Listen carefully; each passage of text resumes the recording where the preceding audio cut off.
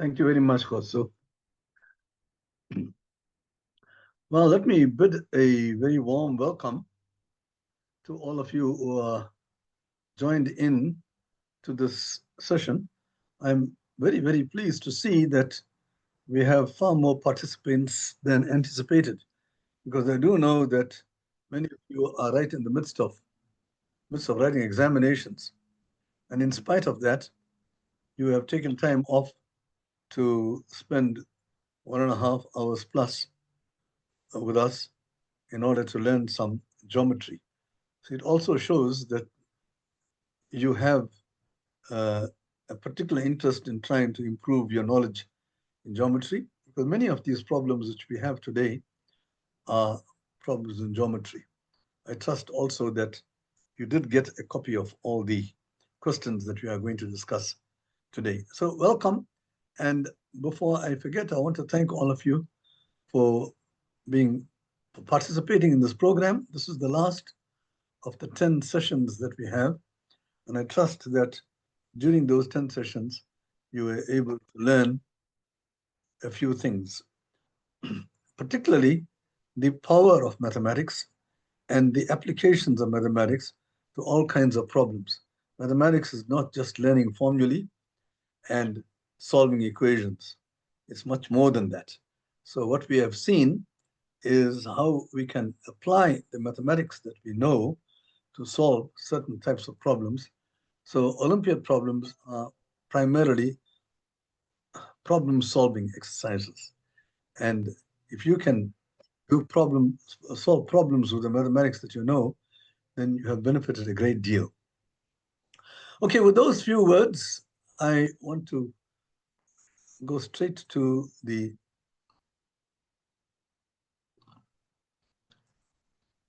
our lesson today.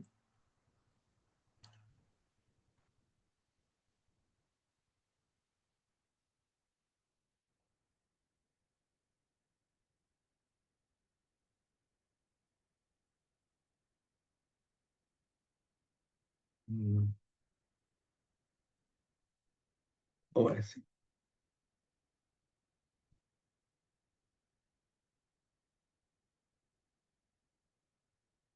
Also, can we see the screen? Yes, Prof, I can see the screen.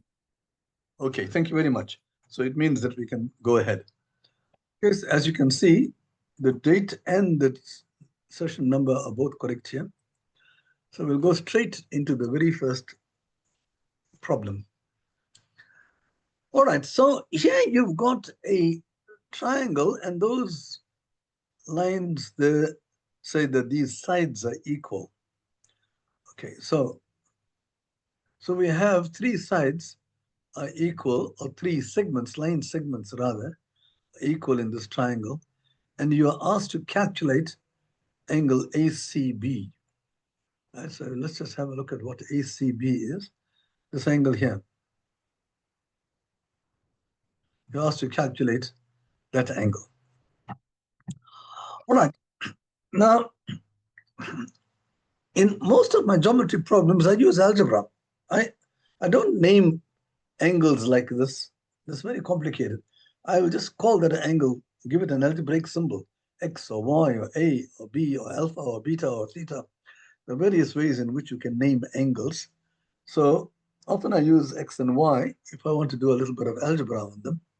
So this particular angle has got two pieces on it. Let's just call this X and let's call this Y. So the angle is made up of these two pieces. So and the question is, what is X plus Y? Okay. Now, when you look at this picture here, you will see that you have an isosceles triangle here. See, MC is equal to MA. And a very important fact about isosceles triangle, we have said this before, I just want to repeat this. When you have an isosceles triangle, right, that means the two angles are equal. You can say the two angles are equal, it makes it isosceles. But there's a theorem which says that if these two angles are equal, then you can prove using geometry that the sides opposite these angles are also equal.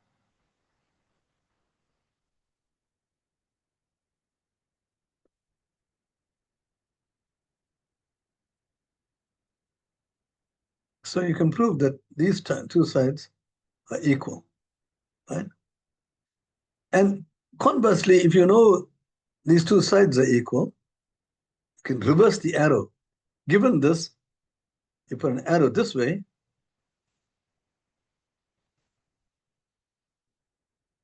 the arrow points this way, means that these two angles are equal. Now, these angles are opposite these sides. See, this angle here is opposite that side, and this other angle is opposite that side. So we say that the angles opposite these equal sides are equal. We're not referring to that one there, okay? That's the third angle.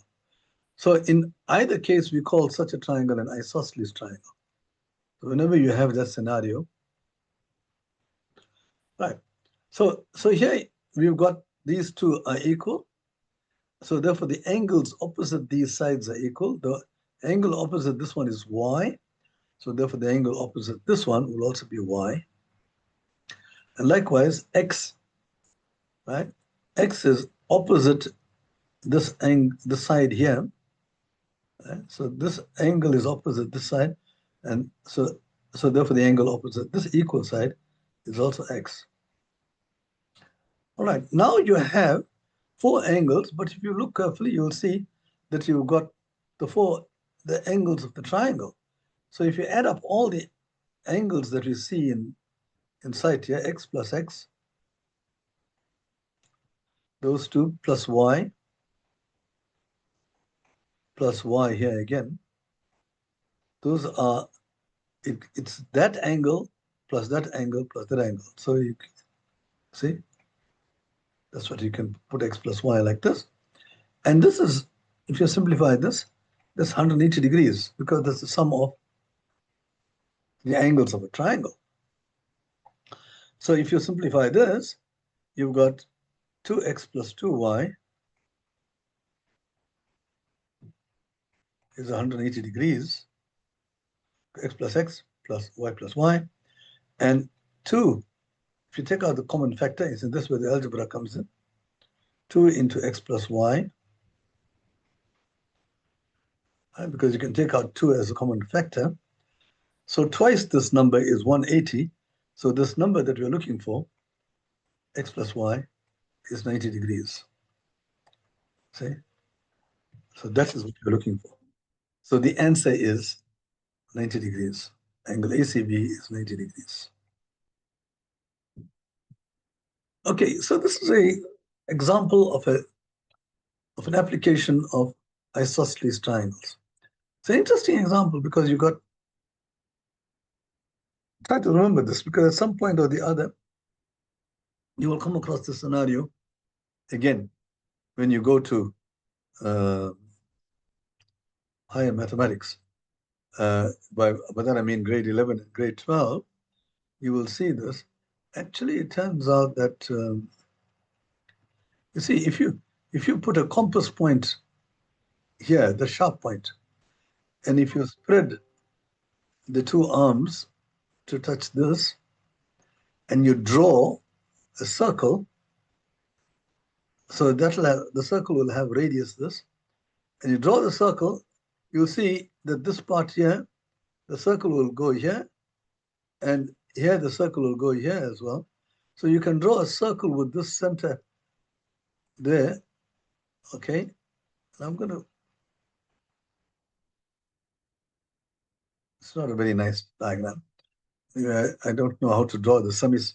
Now this now becomes a semicircle because these are radii, and this entire line here is twice the radii. So this becomes the diameter. So the diameter. So in higher mathematics, you will learn on grade 11, grade 12, that when you got a semicircle and you got a diameter like this, then when you take any point on the semicircle, like C, join that to get a triangle.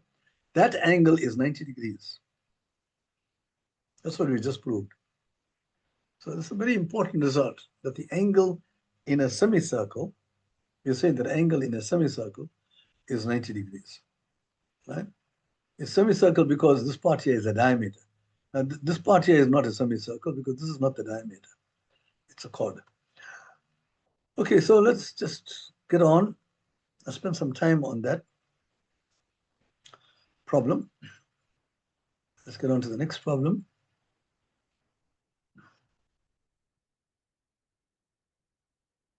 So here in the diagram, ABDE is a square. Okay, a square has got a lot of important properties. Let's just discuss those properties first. I might have said it before, but it's well worth saying it again. If you draw a square, what is a square? A square is a four-sided figure in which all the sides are not only equal, all the sides are equal. It's a quadrilateral with four sides equal. But you can't stop there, because if you just stop there like that, it then becomes a rhombus. See, a figure, a quadrilateral with four sides equal is called a rhombus. But in a square, it's one more thing. One of the angles is 90 degrees. And if one angle is 90 degrees, everything is 90 degrees because this is a parallelogram, you see. So the opposite sides are parallel. This is 90 degrees. So will this be. Because these are co-interior angles. Co-interior angles are supplementary. They add up to 90. So if this is 90, that is 90. But these lines are parallel. So therefore, these two add up to 90 as well, 180, and so on. So this is a square. The square is a very important figure.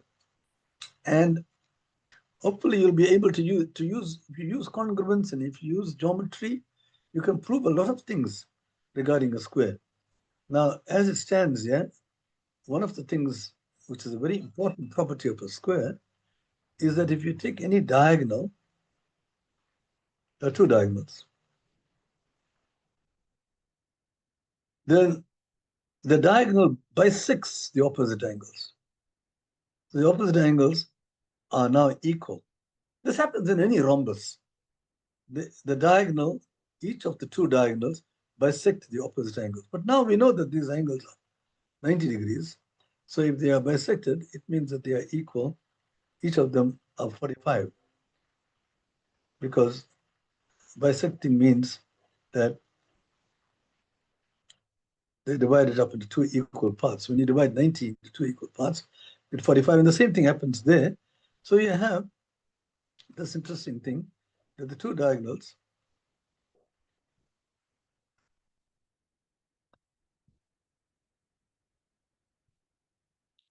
those four corner angles are all 45 degrees. But now, once you do that, then you say, wait a minute, that means now, if this is 45, and that is 45, and that is 45, and that is 45, right? Because the diagonals bisect each other. Now you've got four isosceles triangles. See, these become isosceles because these two are equal.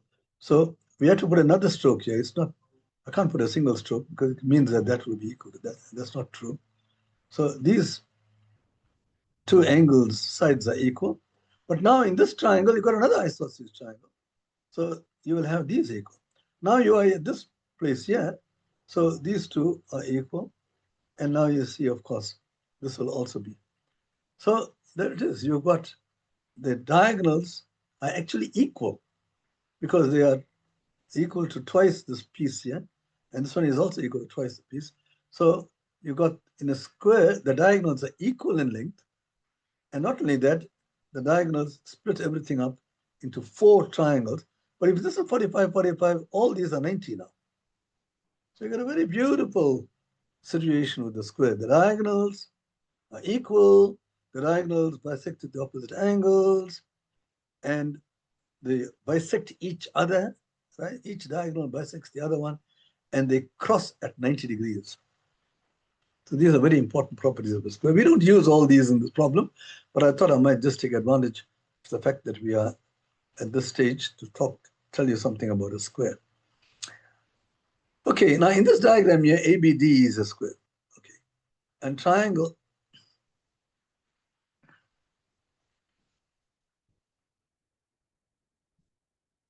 And they say triangle EFD is equilateral. EFD is equilateral. So now you have the square, all the sides are equal.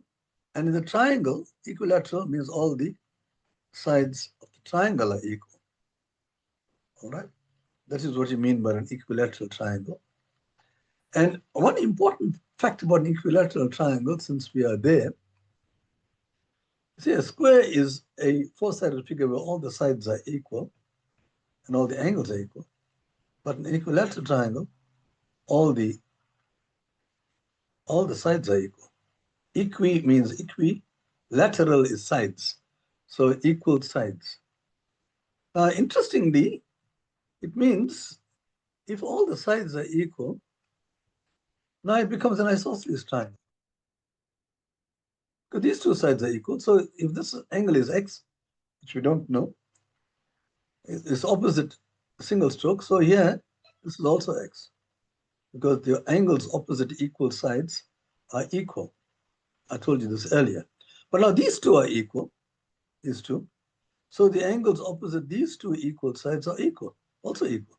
So you have that there is also x.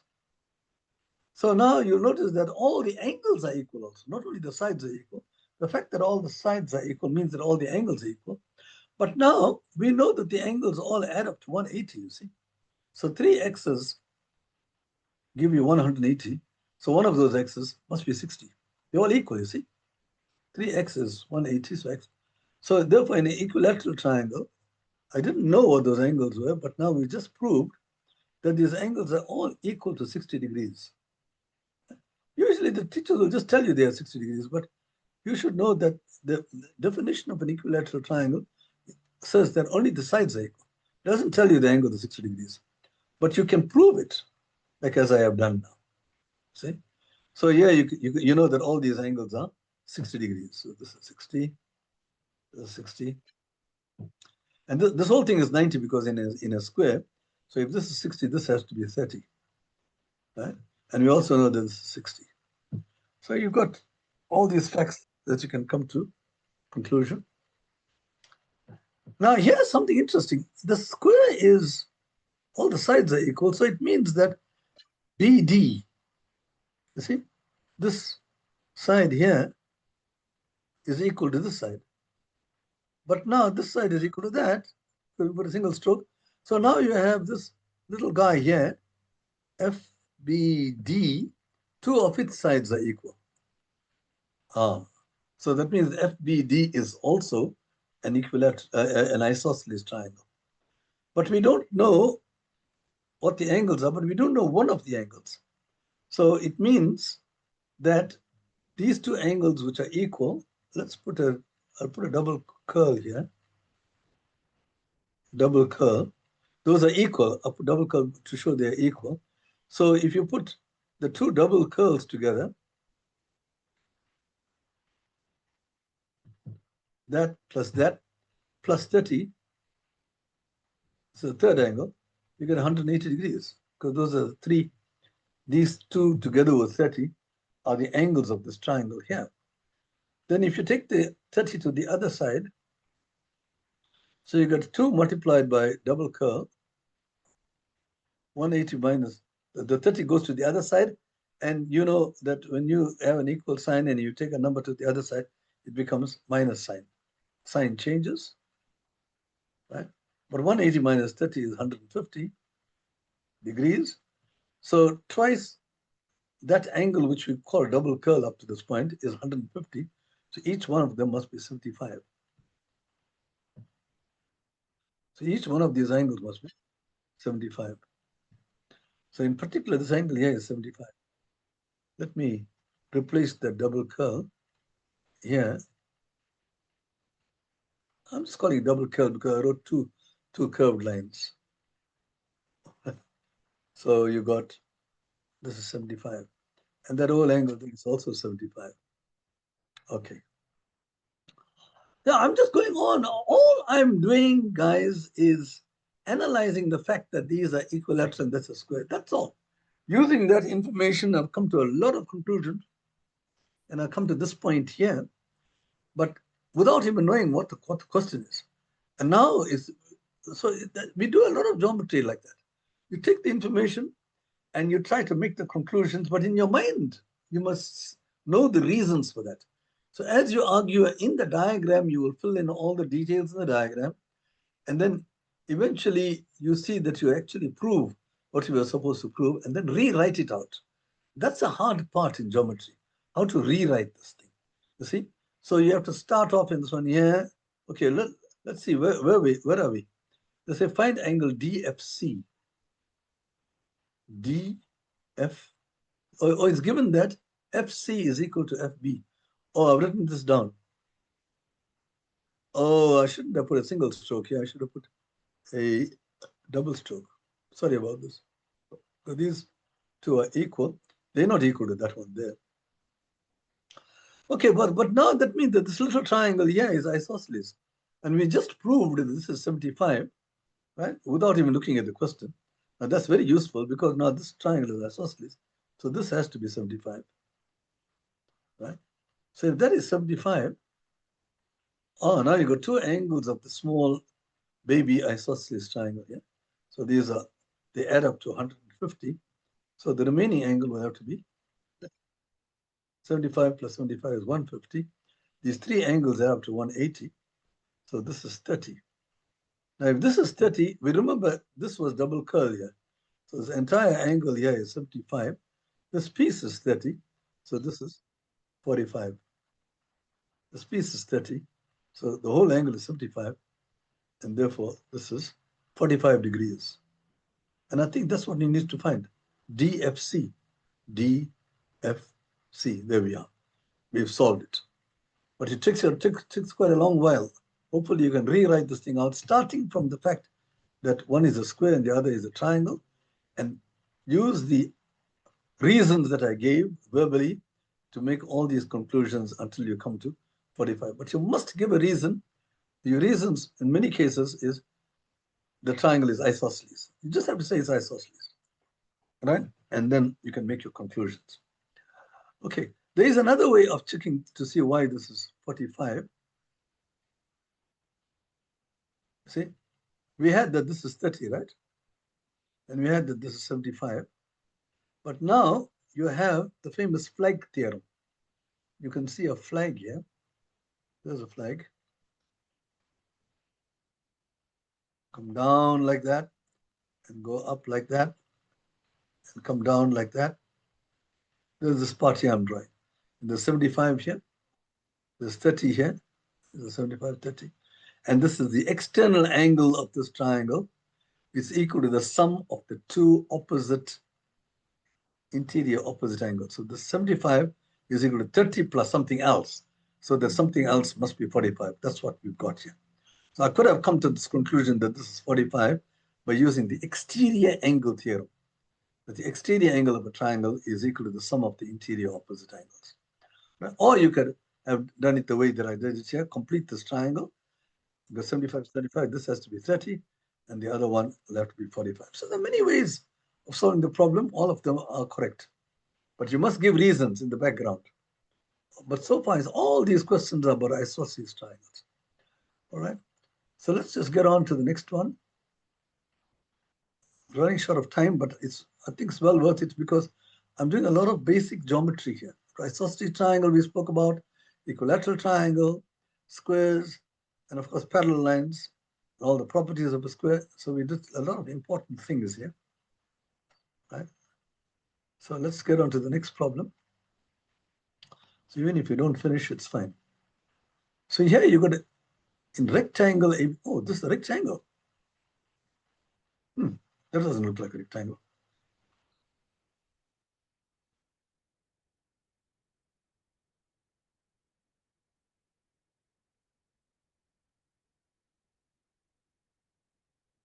I don't think it's supposed to be a rectangle. I think it's parallelogram. A parallelogram is a four-sided figure where the opposite sides are parallel. As the word suggests, it's a parallelogram, right? So this one here is, the question says rectangle. I'm not too sure why I drew a parallelogram, but I think it is supposed to be a parallelogram. Anyway, let's just assume it's a parallelogram and see whether I can still solve this problem.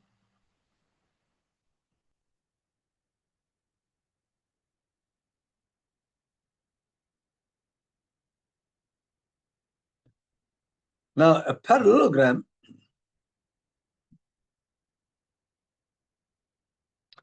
is like this. So let me just tell you some things about a parallelogram.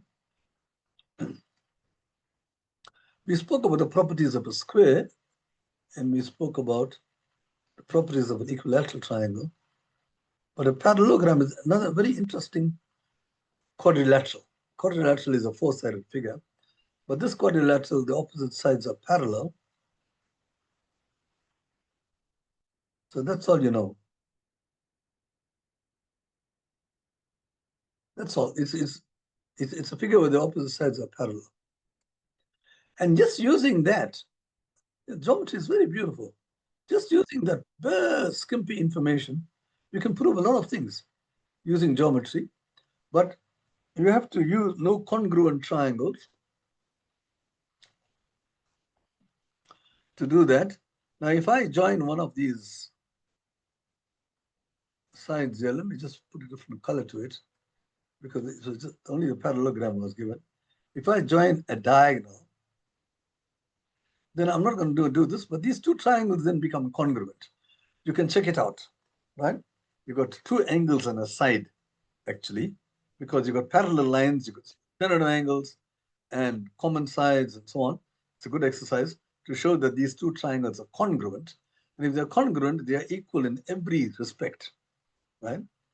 But in particular, what happens is, since they are congruent, well, why are they congruent? I can quickly tell you that very, very quickly. You see, this angle here is equal to this angle here. Why? Because these lines are parallel. And these are Z angles, so they are alternate angles. Likewise, this angle here, let's call this dot. Right?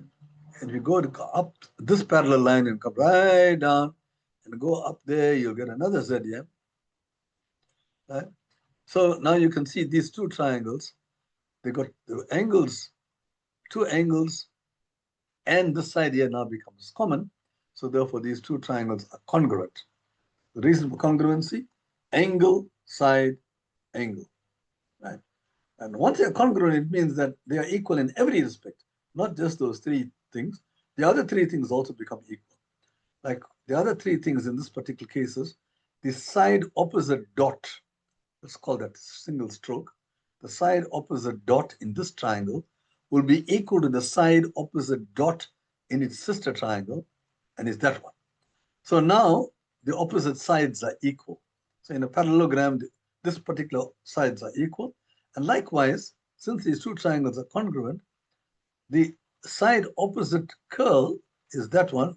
We can't make this the same as that because nothing is said about these two being equal. So the side opposite curl in this top triangle will be equal to the side opposite the curl in the bottom triangle. And it's that. Now you see that these become opposite sides also. So in a parallelogram, the opposite sides are equal and parallel. See, these two triangles are congruent. So you have, of course, the third angle will also be equal if you call this double curl. So it now tells you that the opposite angles of a parallelogram are also equal. They're not equal to 90 degrees, but they are equal. Right? And you can see that these angles are also equal, this pair of opposite sides, because this is dot plus curl and this is also dot plus curl, so these are equal. So these are interesting things. And then I'm not going to go into that, but if you join the other diagonal, you get a lot of nice things coming up. We don't have time for that. All right, now what are we saying here? Now, We are saying here that this angle here is bisected. Means these two angles are equal. So what does it mean? It means that this is a parallelogram. So there's your Z angle. I'm not looking at the questions. I'm just going to see what I can gauge from this picture here. So you go up, and this angle is X. So we come down here and go that way. There's your Z, right? So therefore, this angle here is also X, right? And likewise, this angle is bisected. So if you come down like that and go down this way and go down that way, then you're going to get a Y here. Okay, right. And now you will notice, if you look carefully, you will see two isosceles triangles here. You see, if you look at this triangle here, which has got these as vertices, look at that. You got X and you got X here. So therefore, these two angles are equal, right? We just proved them. So therefore, this triangle is isosceles, which means what? That means that the angles opposite these sides, the sides opposite these angles at least, this is 6 here. It's given that this is 6. So the side opposite that one, now it's this whole thing here, that's 6. Just be careful that you're calling that whole thing.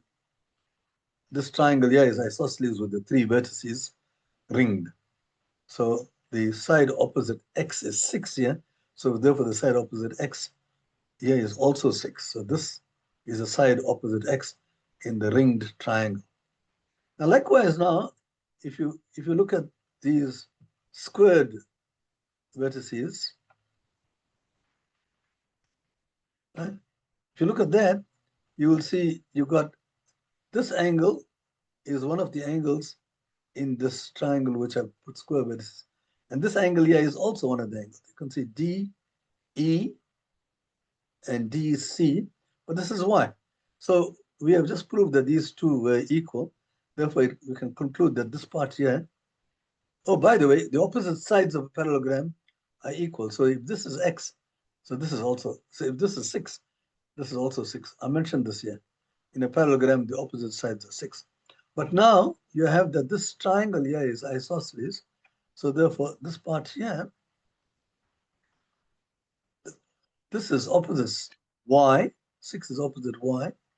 And the side opposite Y in this triangle here is that from there to there, okay, is also 6. So they want to know what are the lengths of the 3 pieces. Okay, I'm going to take out all these things here. Just remember what we concluded.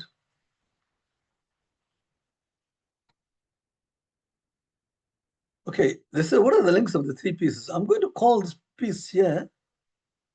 Let me just go back to my black. This piece here, I don't know what the piece is. Let's call it A. Right? Now, this piece is A. We know that the whole thing is 6.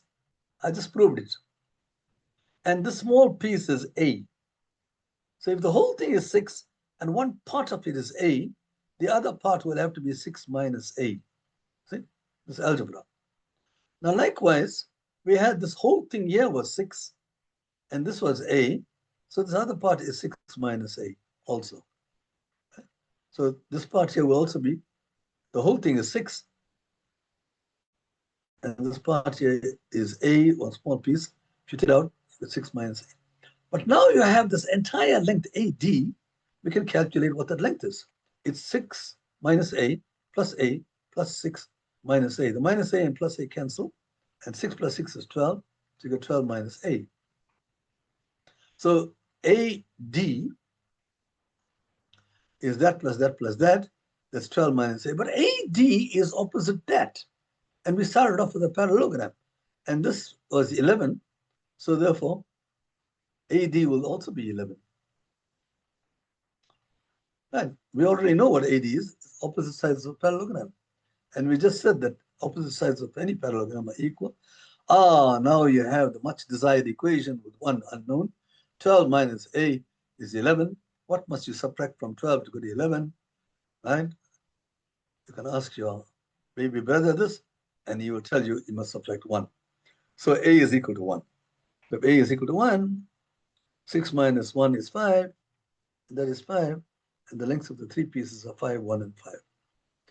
See, geometry is very beautiful. You must go step by step, use the information that you have, don't use any other information, and you make conclusions. You see, I used a lot of facts here, facts about geometry which we are supposed to know. Namely, these are theorems. The facts are the theorems in geometry. The theorems in geometry tell you that the opposite sides,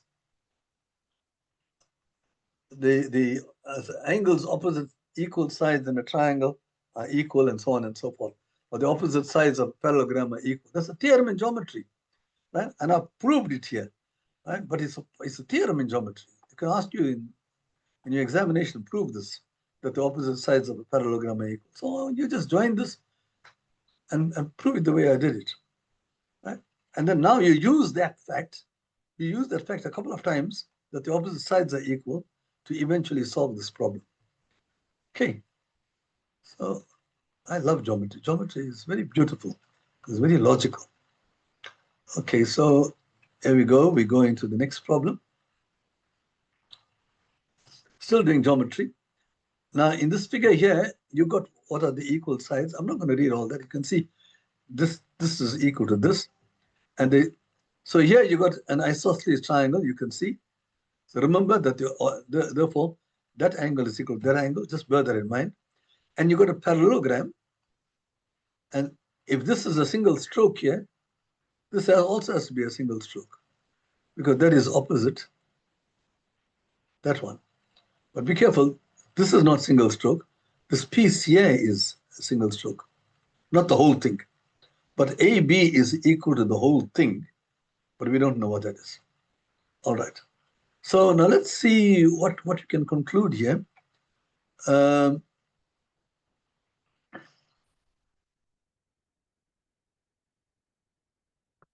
They say calculate X.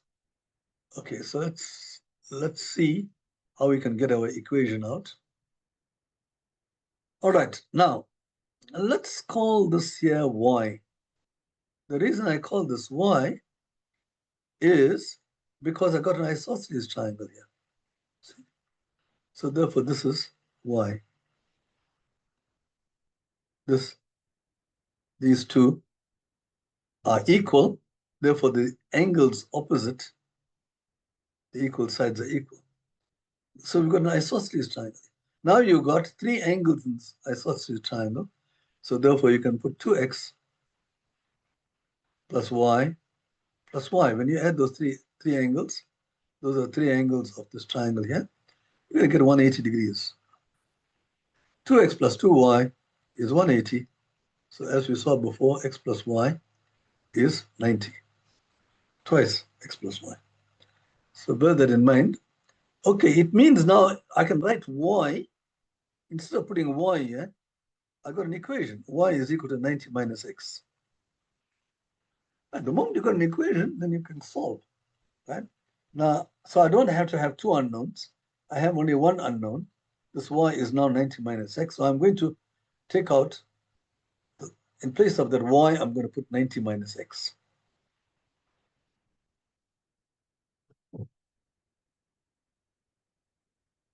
I just calculated it to be 90 minus x.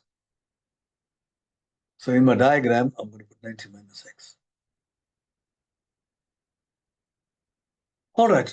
Now, you got three angles here, and you got two of them you've got in terms of x.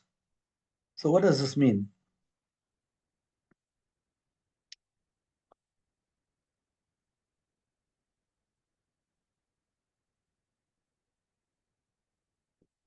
It means I can find the third angle. Okay, let's call this z here. I don't know what this is, but you do have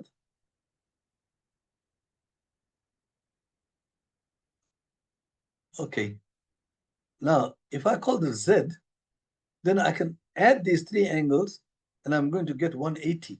Let me add those three angles. 90 minus x plus 72 plus z. This is z here. 90 minus x plus 72 plus z. Those are angles in a straight line. Those three angles will add up to 180 degrees. 90 plus 72 is 162 minus x plus z is 180. And now you have an equation in z. So I can replace this z here by bringing all the numbers to the other side. 180, if I take 162 and bring it to the other side, I get minus 162, and that minus x becomes plus x. So from this equation, I can make what you call this z the subject of the formula. You can bring all the others to the other side. But 180 minus 62 is 18. So z is 18 plus x. So in place of this z here, I can put 18 plus x.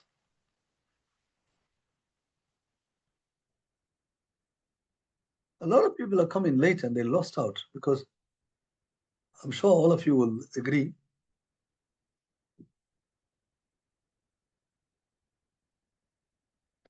So this angle here now is 18 plus x. We use the fact that these three add up to 180. But now these two are equal. So this is also 18 plus x. Because this is isosceles. So if this angle is 18 plus x, so is this. All right, so I've got to this point here now, and that is 18 plus x. But remember, now this part here you might not observe. Watch very carefully. We have a parallelogram, right? So it means that these two lines are parallel. And if I go along this parallel line, and I go all the way down this line here, and come to this parallel line here, I have a U. Right? So I have co-interior angles, you see? So these two angles, that one and that one, are co-interior angles because you can see they form a U angle. And we know that co-interior angles are supplementary. So we have an equation. 2x plus 18 minus x is 180 degrees because co-interior angles are supplementary. And there you have it. You have an equation involving x. So you have that x is actually, if you bring it to the other side, I'm not going to do it, it's 162 degrees. Okay. So that is,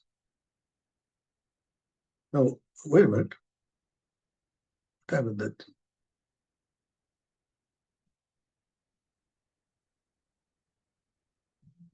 No. This is not a,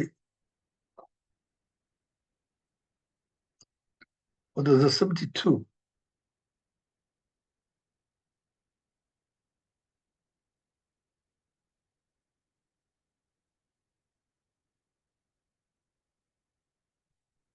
Oh, I'm sorry.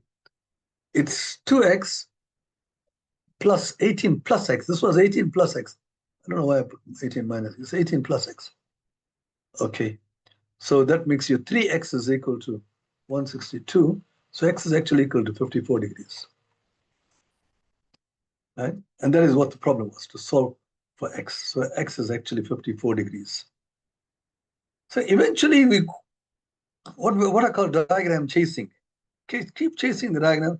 Observe, I'm giving it unknown angles. I'm giving a new name so that I don't get too confused. And then solve for that new name in terms of the known names, and then replace it, and then carry on. And I call this unknown angle Z. And I got a new name. I worked it out in terms of X, and I replace it and proceed. So if you keep doing it like this, then eventually you'll get an equation which involves only one unknown, right? As you find each unknown, you will replace it, so you get rid of that unknown, right? The few unknowns you have, the better. So that is the story there. So that's a nice problem where, again, isosceles triangles were tested.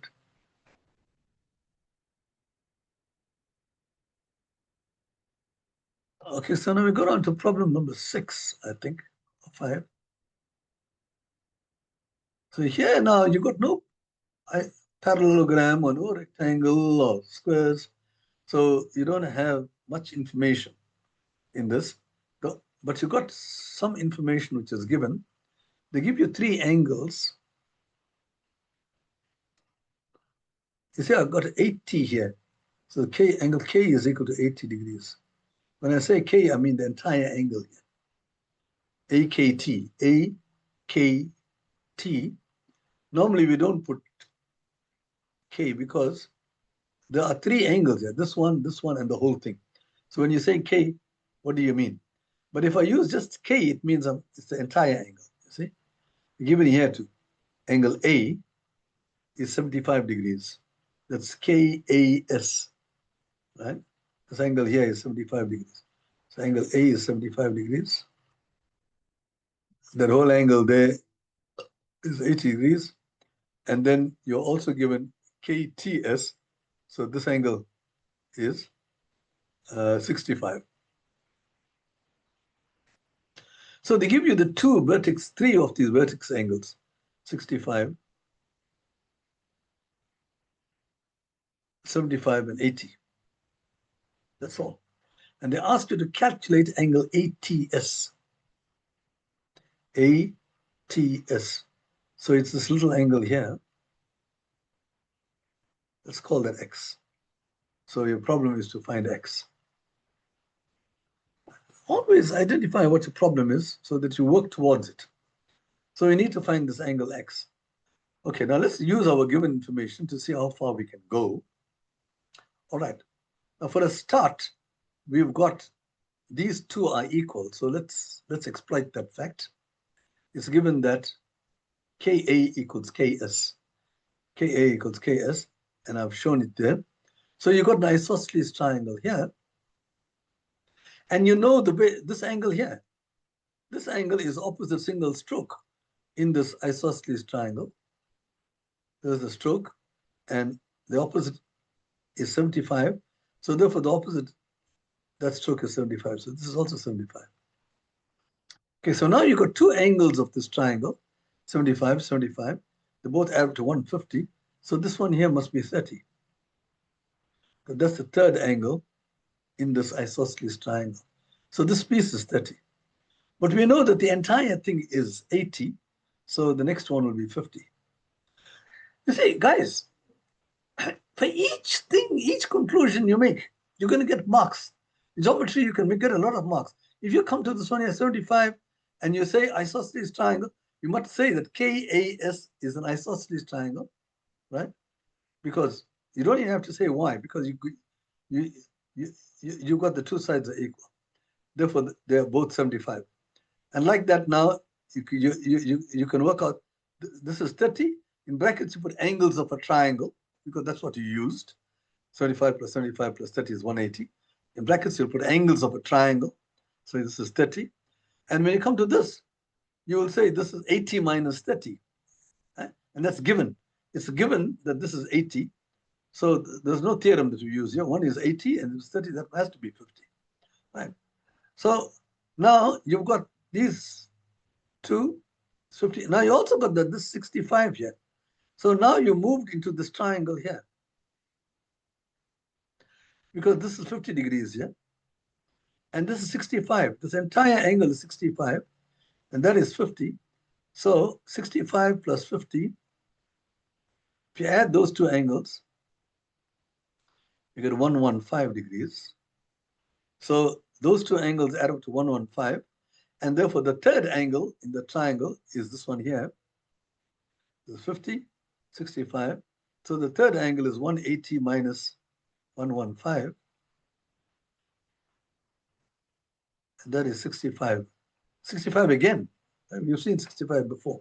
So this angle here is 65.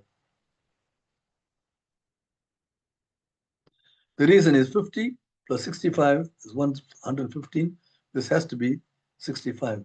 And now you see, wait a minute, this thing here is 65 and that is also 65. So the triangle with these as vertices, triangle KTS, you've got that this angle is equal to this angle. So you've got two angles of that triangle KTC are equal to 65.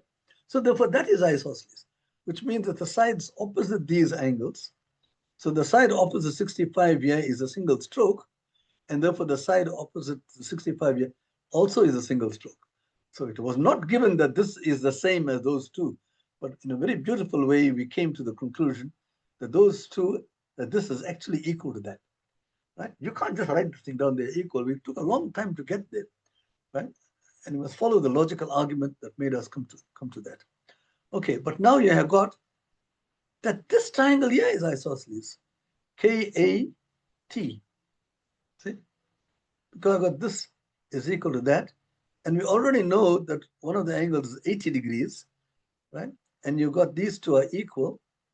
So therefore, the remaining two angles, they are equal. Now I'm going to sort of skip some rules here. Now listen very carefully. In an isosceles triangle, right? This third angle, if these two are equal, it's very easy to calculate third angle. You just double that and subtract it from 180. So it's 180 minus the sum of these two. See? So the sum of these two is 180 minus this angle here. But this is 80. So these two angles add up to 100 degrees, but they are equal because this is an isosceles triangle. And there are two equal numbers adding up to 100 degrees. Each must be 50 degrees. See? Each must be 50 degrees. So it means that this angle here is 50. And there we have it. Because this whole thing is 65 and this part is 50, we've just shown it. So your x, which we're looking for, right, is 65 minus 50.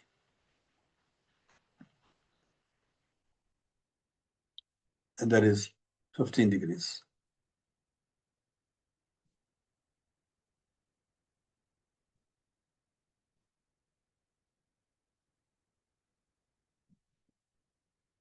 So that solves the problem. This is a very interesting problem. You do a lot of chasing using isosceles triangle only and going from one step to the other and the angles of a triangle. It's quite a challenging problem, but it's well within your reach. Okay. So far we've done quite a lot of geometry, and I'll get on to the next problem. When you go home, you must try to solve these problems on your own now and write down the reasons in brackets, because it's very important to write the reasons. They'll give you a mark for the reason and they'll give you a mark for the calculation in all these geometry problems. So that you can earn a lot of points in geometry. Okay, although people usually lose a lot of points, but I say you can earn a lot of points. Okay, now you're going to get to the next one. Now this one is quite a tricky problem. I want to read this thing, and now you got a circle here, which you have not seen. Circles are not in your syllabus. Well, not in grade 8 and 9 where you are, but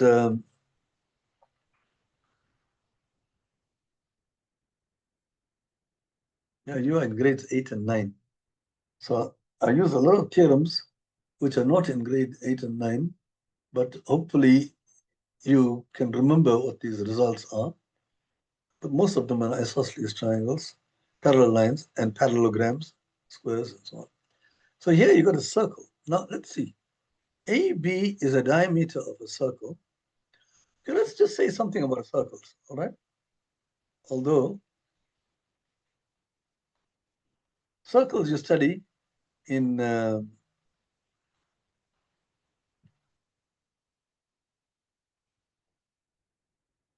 let's just get out of here.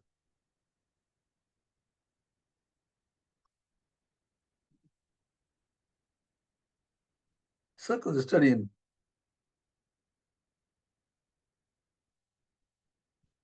in grade 11, I think.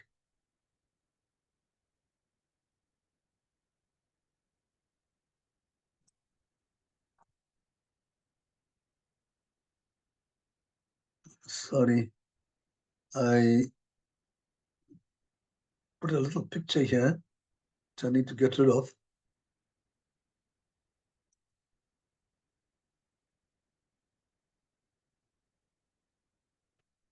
And I've lost my pointer. Just one moment, please.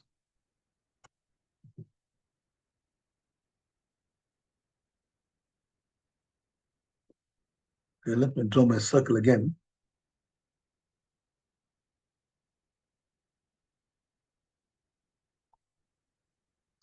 Oh God. Oh, okay. I can get rid of this thing. I can use this. I don't know what happened there. Okay. Sorry about this.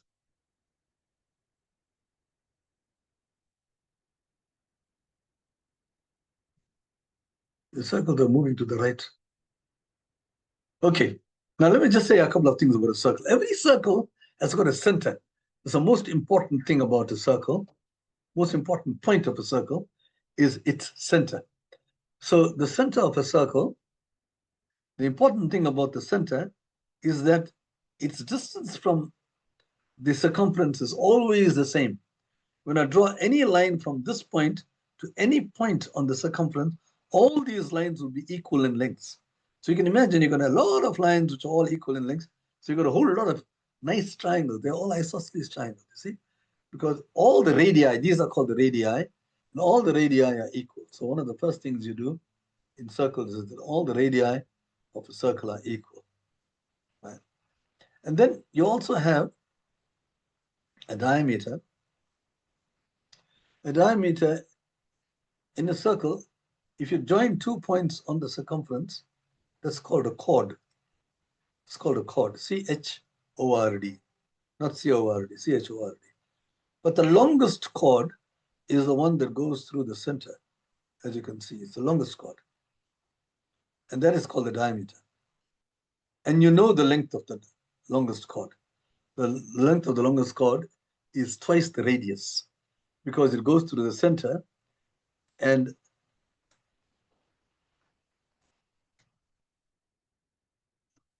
the distance from the center to the boundary is r, and from the distance from the center to this is also r, so the diameter is always 2r. Now the Greeks, they discovered something quite beautiful. I don't know if the Greeks discovered it. Often people attribute everything to the Greeks, but other ancient civilizations probably knew about this even earlier than the Greeks, like the Chinese civilization or the Indian civilization. But what they discovered is that the ratio of the circumference to the diameter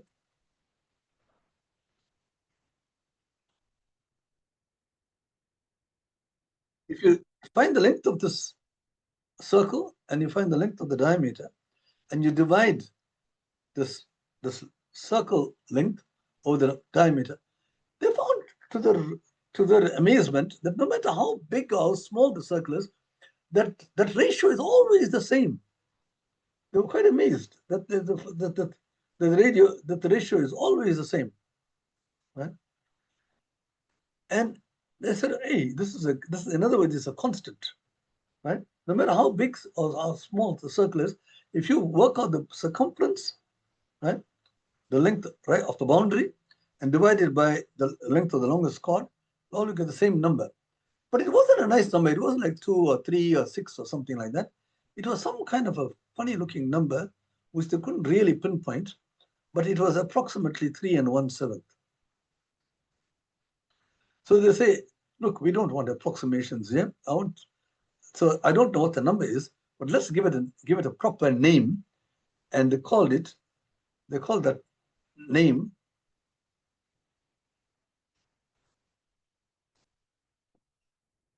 they said, we don't know exactly what it is, but we'll give it the name pi, because the pi is the P in Greek, and P stands for perimeter. See? So they had some symbol, they said, okay, let's call it pi, and it's approximately equal to 1/7, approximately. To make it more, 1/7 is 3,1428. That's 1/7. But they found that it's not the same. It's not 3 1/7. It's actually closer to 341 0.1416. And pi is approximately equal to that. Even that is an approximation. It's not exactly equal to that. And you see that you can put on extra decimals, and pi will be more and more approximate to that, but not the exact value. Anyway, pi, you can use that or that as an approximation for pi. But the important thing here is that circumference divided by the diameter is pi. So therefore, the circumference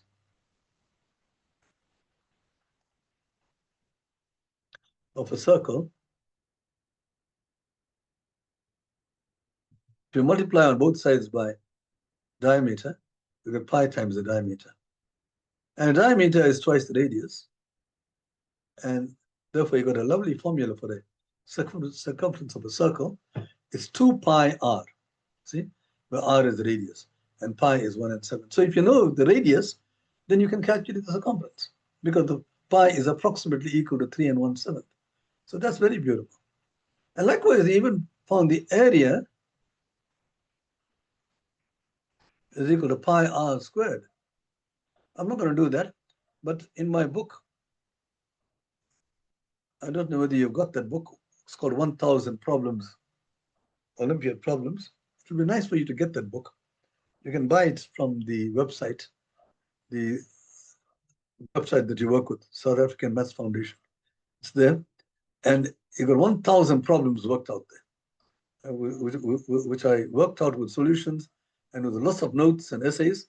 And one of them is how to prove that the area of a circle is pi r squared. Pi r squared. Anyway, that's something else. Now here, in this problem here, what have we given? We are asked to calculate. I'm going to clear all these diagrams. So you got this diagram. It's also said that chord CD, this is a chord here, it's parallel to this.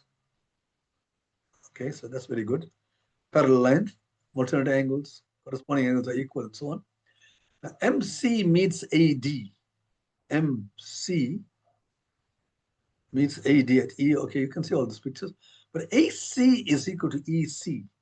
So you got AC, this is AC. I'm going to put a stroke here. Is equal to EC. So you got a small baby isosceles triangle. So those angles are equal. All right, now they say calculate angle CAM in degrees. What's really interesting about this problem, I think, is that not a single angle is given. And yet they're asking you to calculate some angle. Isn't that amazing? Well, not a single angle is given, but they ask you to calculate an angle. Okay. Now, when you try to calculate this angle here, CAM, you wouldn't know where to start. The only thing is you can say that CAM is equal to this, because these are it says radius. MA and MC are radii. So therefore, MAC is an isosceles triangle. Okay. So this entire thing is isosceles. You wouldn't know where to start. Now, this is an example of an advanced problem in geometry. An advanced problem says that sometimes you can't solve the problem as it is. You have to do something else, draw some other line or draw something else which will help you to solve the problem. And this happens in theorems especially. If you remember, when we try to prove that a parallelogram, the opposite sides are equal earlier on, right? If we just try to prove it just using the picture of the parallelogram, you would not have been able to prove it. I had to draw a diagonal, which was not given. And you remember I put it in red. It's a construction, right? And then using that, I was able to prove that the opposite sides are equal. And the same thing, very often in geometry problems, you have these where you have to make a construction. And I'm going to tell you what the construction is. It's going to be this. Join MD, right? You might have to try various things. That's why I say this is an advanced problem. And once you know do that, then let's try to calculate it. Now watch. I'm going to go slowly.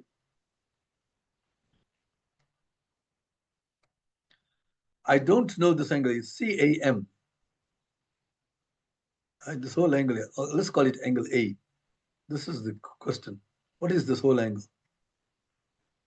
Right. Okay. The A consists of two pieces, but I'm going to call the small one, I'm going to call it X. Right?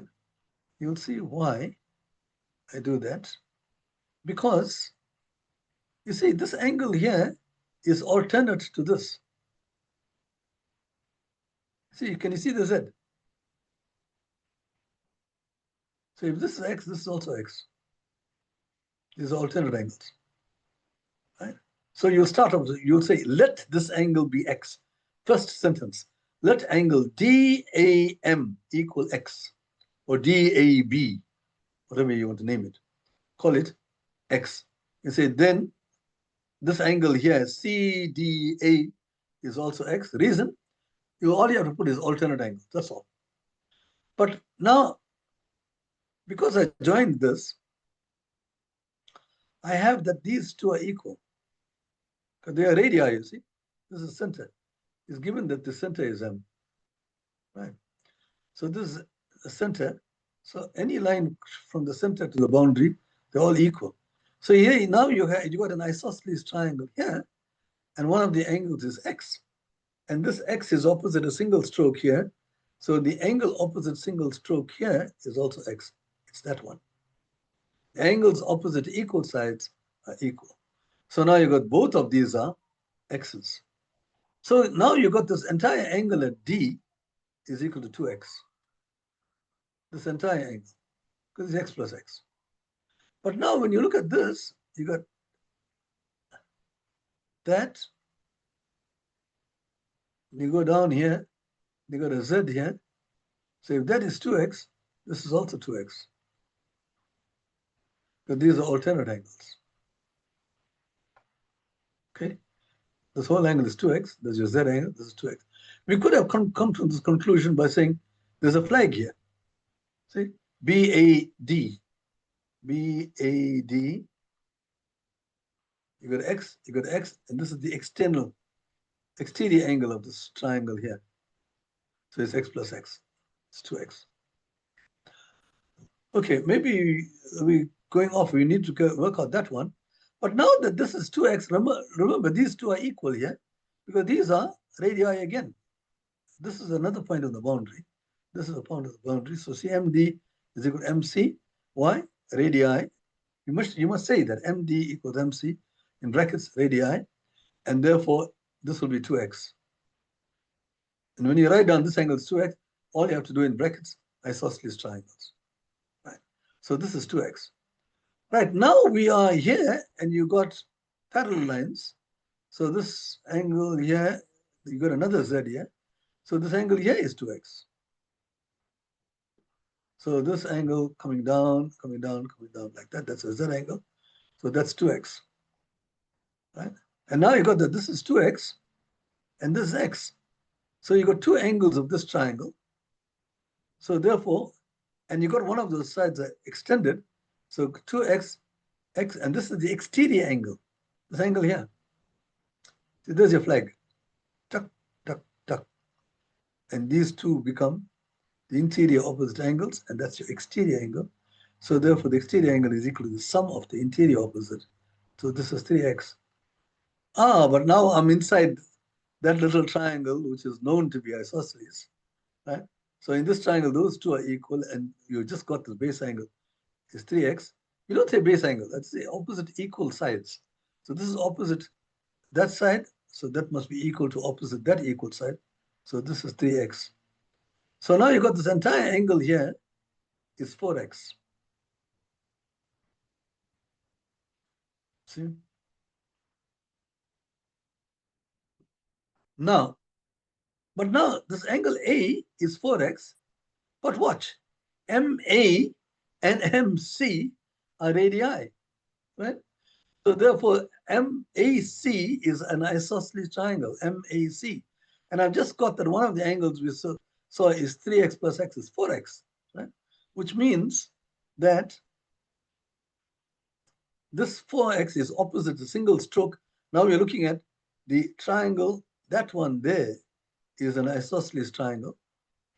These three, and the angle opposite this equal side is 4x. So this angle opposite this equal side must be 4x. So this is 4x.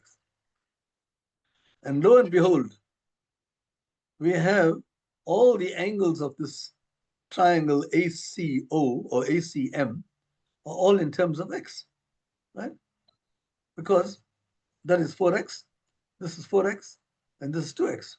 So therefore, you've got the sum of those angles, 4x plus 4x plus 2x is 180. You get an equation.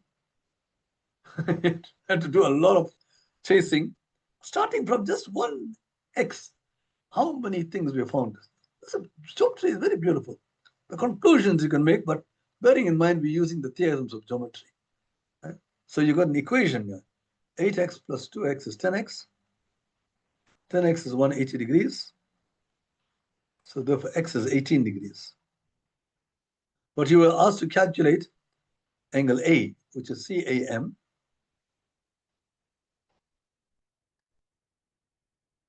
But CAM, remember, is 4x. So x is 18. So therefore that is 72 degrees. 4 times. So this angle that we are looking for is 72 degrees. Not knowing any angles in this picture, you got every angle here in terms of x. Right? Very, very nice problem. I really like this problem. But there's a lot of chasing to be done. You got parallel lines, you got alternate angles, some of the angles of a triangle, isosceles triangles. Really, you actually got all that. But all started because I drew one line here. And by drawing this line, I got a lot of isosceles triangles. You see, there is isosceles, there is isosceles, and so on. And we can march forward because we have isosceles triangle.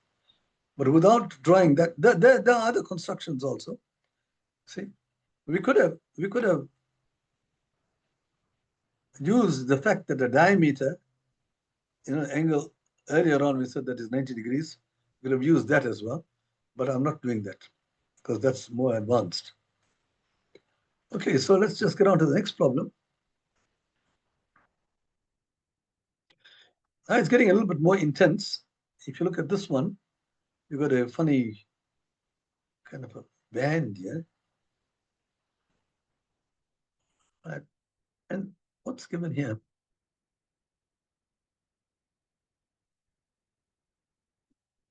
Identical isosceles trapeziums. Ah, now you got another shape. You see, we're learning a lot about various shapes. We started off with the square. Then I said something, mentioned the rhombus. I didn't write down the properties of a rhombus. A parallelogram, yes. We didn't write down all the properties of parallelogram, but we just used some of them. You must go and check to see more properties of parallelogram, especially when you join the diagonals, and same thing in rhombus. You get lots of other interesting things that happen. There's another parallelogram which is called a kite. That too, again, you can come to a lot of conclusions from that. But now you got this parallelogram which is called an isosceles trapezium. So what is an isosceles trapezium?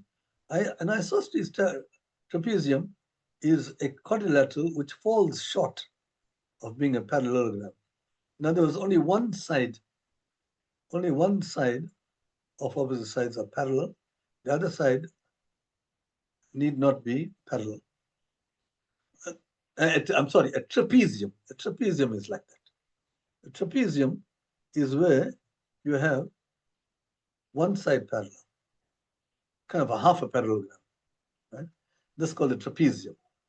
But an isosceles trapezium, as the name suggests, is a little bit more than that. It says not only are these parallel, but these base angles are also equal. So it's like an isosceles triangle. The base angles are equal, but here you have an isosceles trapezium. Right. The angles of the trapeziums are 84, 84. They say 84. Okay, now you can see these are, in a single trapezium, they say they are identical.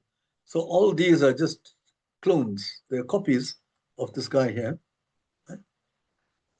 So you take the same thing and you copy it down there. Now you've got 84. So these two are equal, as we saw here. So that's why it's isosceles.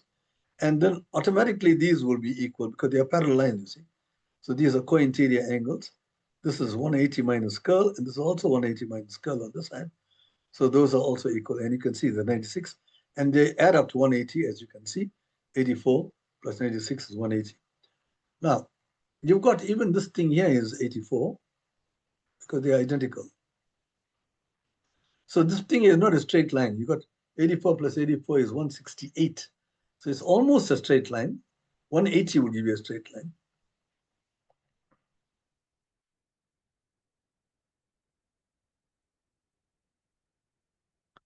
So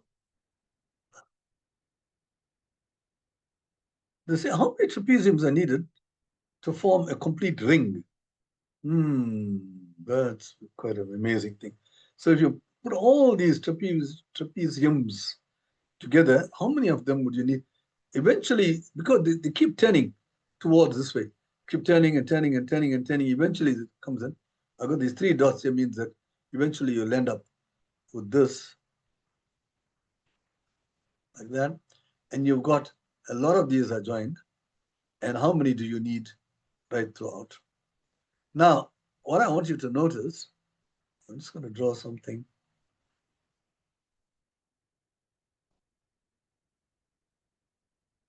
Let me draw a nice, decent circle here.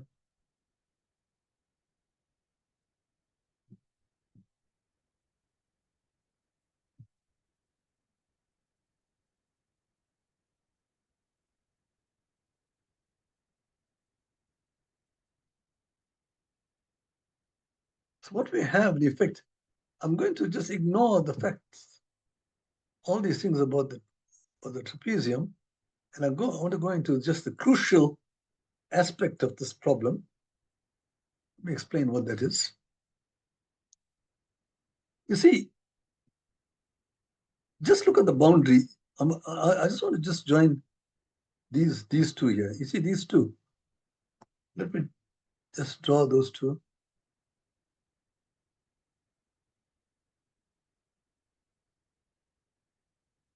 Right. That line and that line. And now you'll see the same line is going to join like this again, again, and again. In the end, you will have that all these are equal.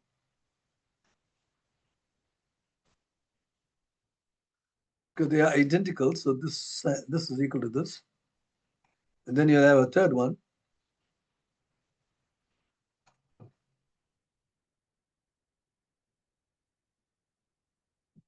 And a fourth one. And all of them are equal. So what eventually you'll end up, if I put all these things together, I'll end up with a parallel, a figure. It joins up at the end to this. So what you have in the end is a regular polygon.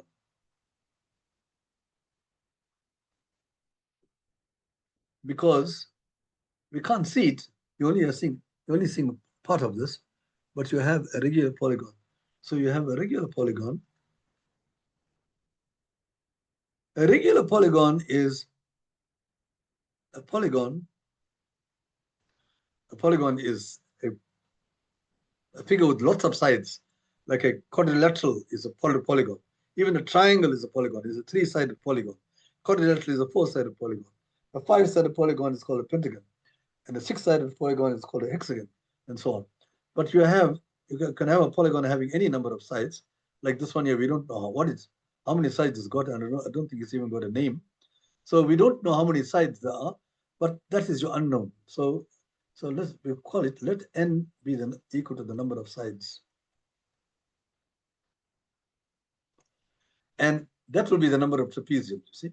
We just need to calculate the number of sides, and that will give, because each side corresponds to a trapezium, as you can see. So I just have to calculate the number of sides. Now, the nice thing about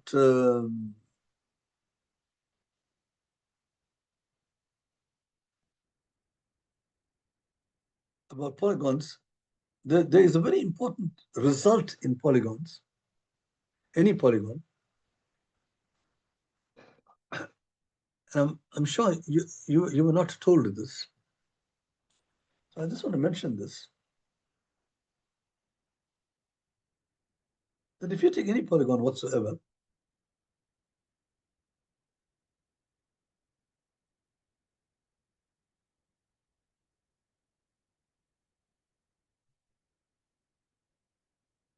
right?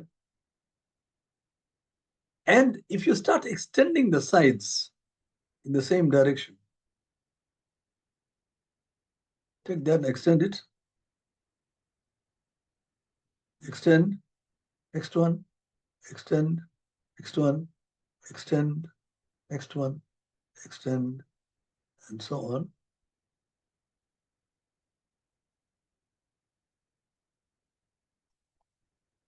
Right? Now I'll come to the end of this.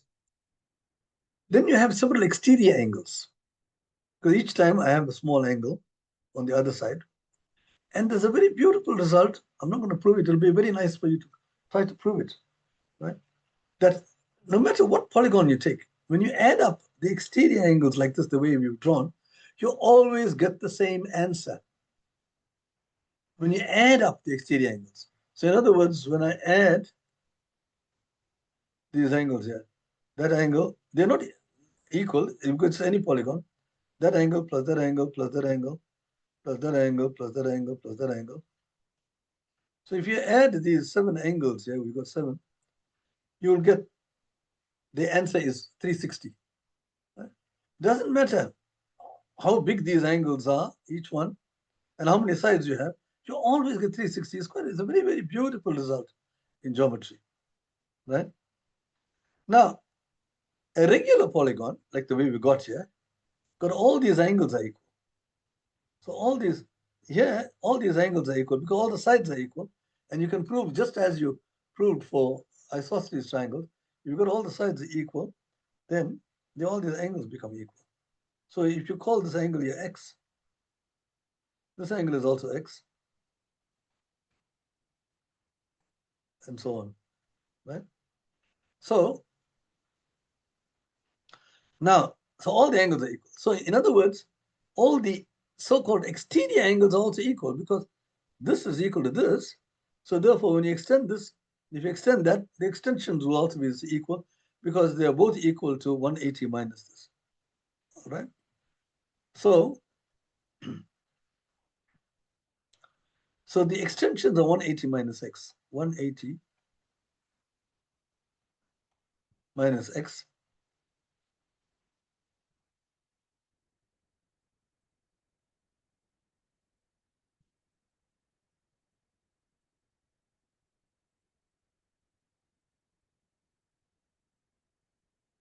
And if you multiply it by the number of sides, because you're adding up all these exterior angles, you're going to get 360 degrees.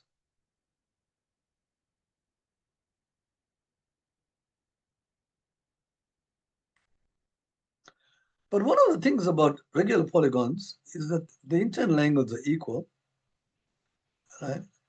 So that allows you to actually calculate all the angles of any regular polygon. You can calculate the angles of any regular polygon.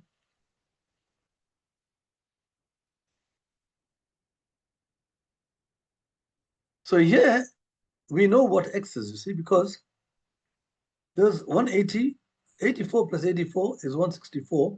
And when I extend this side, that's what I did. 184, 84 plus 84 is 168. So this angle here is 12. Oh, actually, the x is 168 here.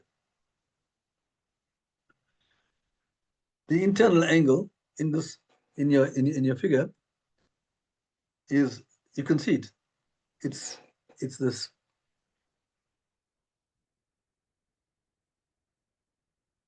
There it is. So x is 168. So n into 180 minus 168 is 16. So there, that gives you the equation in n, which is the number of sides. Yeah, you needed to know how many trapeziums. This is equal to the number of sides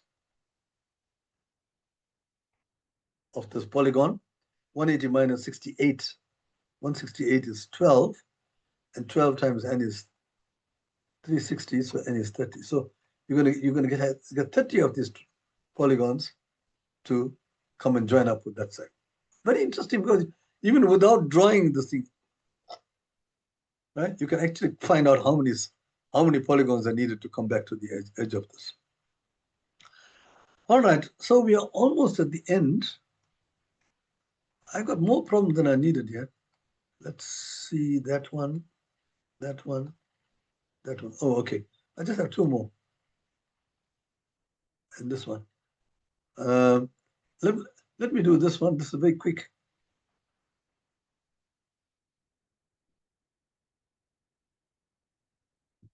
The vertices of triangle ABC are centers of the three triangles. Now you can see, you got a picture here. You can see those things are centers.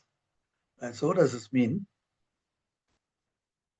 Now the radii of these are all different, right? Because there are three different sizes. So let's give us names to the radii. Or they do say that AB is 3 and AC is 4. So AB is 3, AC is 4, and BC is 5. And they say determine the sum of the diameters of the three circles in centimeters. What I'm going to do is I'm just going to give the sum of the diameters. So let's call these, we can see the radii here. So A, let's call this A here. So this is also A.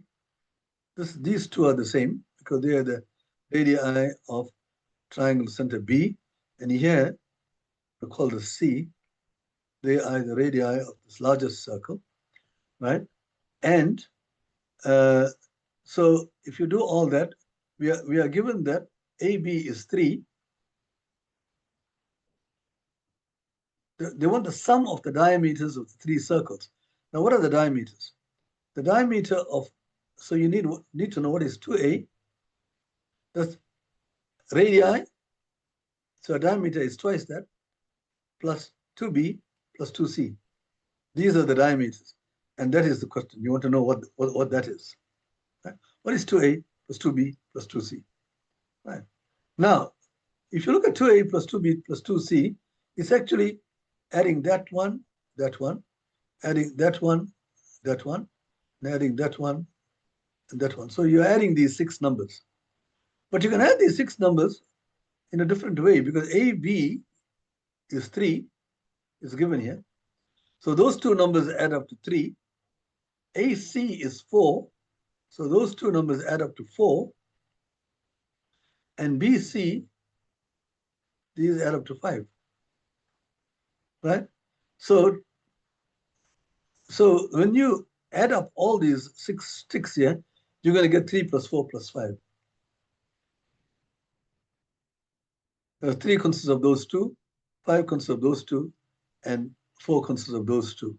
Right? Those are the 6 numbers. And there it is. 2A plus 2B plus 2C is. So therefore, A plus B plus C must be, oh, that's all. This is right. This is 12. That's the answer. We don't have to calculate A, B, C. We need to calculate the diameters. So this is twice the radii. So the answer is 12. So the answer to this question is you just add those 3 numbers. All right. I think there are some people who will do that. They say, oh, we got 3 numbers. Let's add them. Hopefully that's the answer. It turns out it is the answer. Very rarely does that happen. Anyway, that's one. And then this next one here, I'll just do one more. Yeah. Look, I just want to give you the formula for there's an important formula. Let's do this because it's come up a couple of times.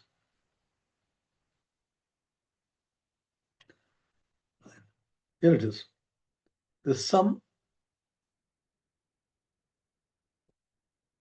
of the interior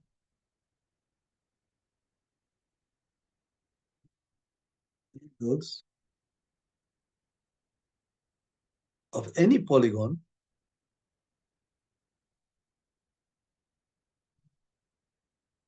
please write this down, having n sides is, so here's your formula. It's what I normally call n minus 2 straight angles. A straight angle is 180 degrees. So this is equal to 180 into n minus 2. Any polygon having n sides, the sum of it is n minus 2 straight angles. Now, if you got a triangle, it's got 3 sides. 3 minus 2 is 1. One straight angle is 180 degrees. We already know that.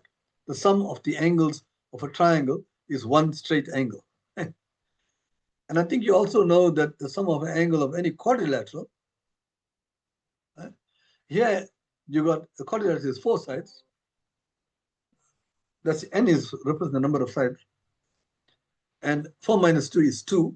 So 2 straight angles is 360. So the sum of the angles of a quadrilateral is 360. So likewise, now if you had a regular polygon, that means all the angles are equal. If regular,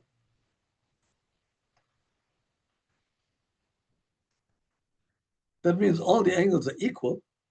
That means each angle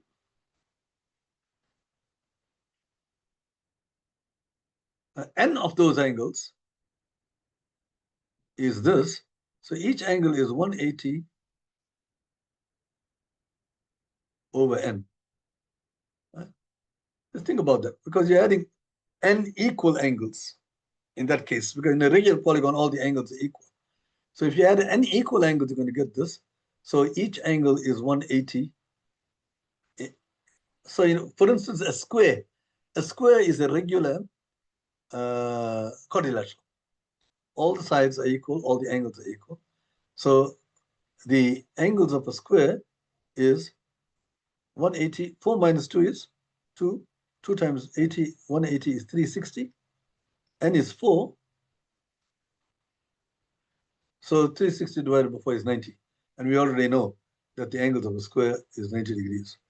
So the reason why I'm doing that is, yeah, you have to know that formula. So you got a regular pentagon, which is 5, n equals 5. Right? So each angle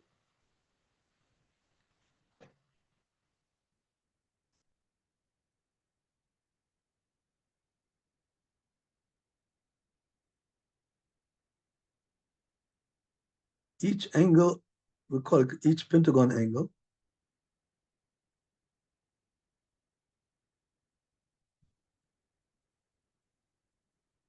the way I argue it is, okay, if you add up all the angles, it's 180 into 5 minus 2, because n minus 2. But there are 5 angles. So all the angles are equal. So if you add up all the angles, you're going to get this. So you have to divide by 5. Because all of them angles are equal. So you're adding 5 equal numbers to get that number. And there you put 5 goes into 180 36 times. 5 minus 2 is 3. 36 minus times 3 is 108 degrees. Every angle of a pentagon is 180 degrees. So all these angles are 108 degrees. No, actually, the outside one is an hexagon. So these angles, the internal angles are 108.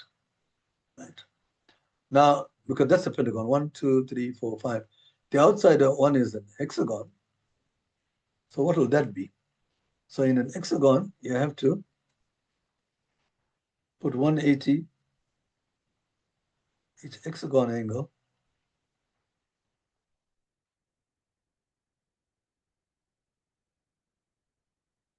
If you add up all the angles of an hexagon, you get 180. This hexagon got 6 sides. 6 minus 2. But now, in a regular hexagon, they say you got a regular pentagon and a regular hexagon. So in a regular hexagon, all the angles are equal. So you'll have to divide this by 6, because the 6 equal angles add up to that one. 6 goes into 180, 30 times, and here you got 30 times 4, which is 120. So these angles are 120. And they ask you, what is the angle of IAF? This one here, what is this? And you can say, if you call this X, then X plus. This is an interior angle of the pentagon, which we saw as 108. X plus 108 gives you an interior angle of your hexagon, which is 120. We just calculated that. 120.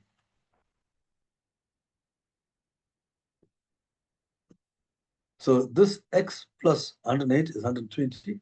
So you can see X has to be 12.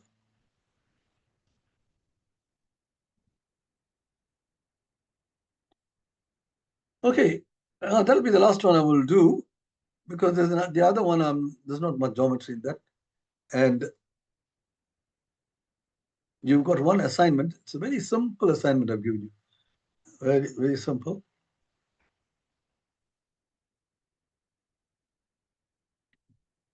If you do this, you can get full marks.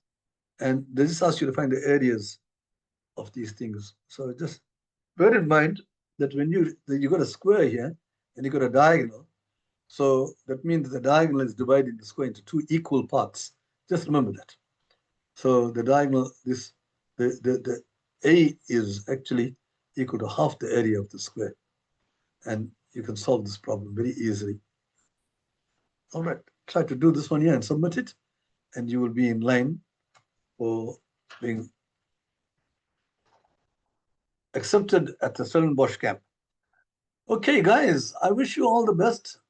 Some of you would be going to Stellenbosch camp, depending on how many assignments you have sent and how well you have been doing in your assignments. It's the number of assignments you've sent together with how well you have done in the assignments. And then they'll add up all the marks and choose the best of the lot. And you will be chosen to go to Stellenbosch. I think they'll pay your airfare, if I'm not mistaken, as well as your stay there. So you go to the University of Stellenbosch. Very nice. You are still in grade 8, grade 9, and you're going to be at a university for a whole week, and you're going to learn a lot of mathematics there. Right? And the kind of mathematics you will learn there is very much what I have done. Maybe I've done even more difficult problems than what you will do there. I'm not going to be there. I used to teach there, but I'm not good going there now these days. But hopefully you will learn a few things. All right, guys. Thank you very much for attending, and I wish you all the best in your exams. I really appreciate the fact that 24 of you have actually made an effort to come and listen to this. And I think this is a very, very important lesson.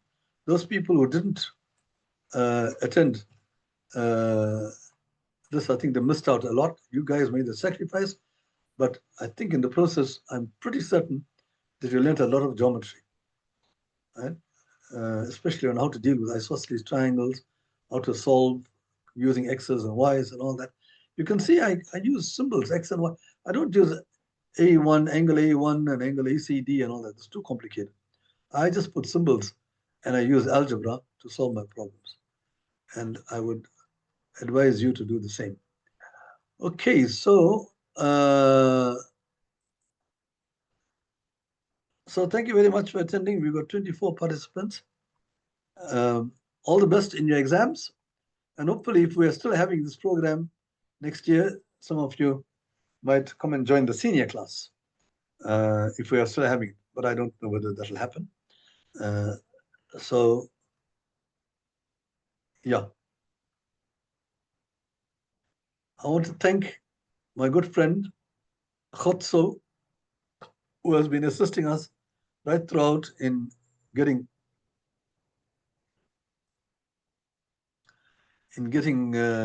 these programs off the ground and giving you the linkages and giving me the linkages. so that we can have a good lesson, all well organized. All right. So, Khotso, thank you very much.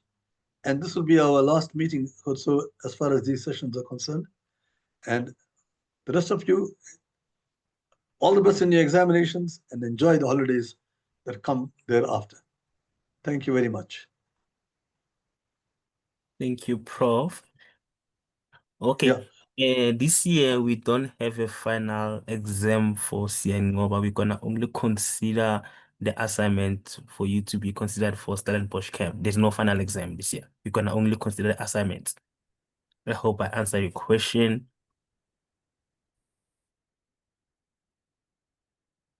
All right. Yeah, so it's only the assignments that there's no further test. We are finished with it now. So it's do or die. Okay. There was something else that I was supposed to say. I've forgotten that. Anyway, yeah. All right. So thank you, guys, and all the best.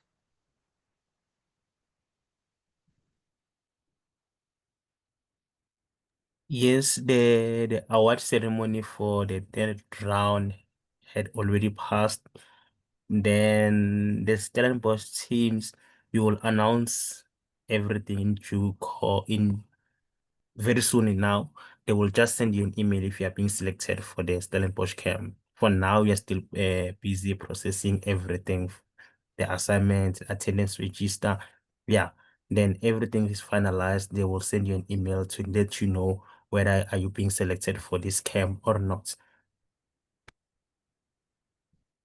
Yeah. There's an attendance register. Just make sure you show that you have been attending. I think someone mentioned that. Okay. Yeah. All right. So there's no final test. Okay. Thanks for answering those questions, Khotso.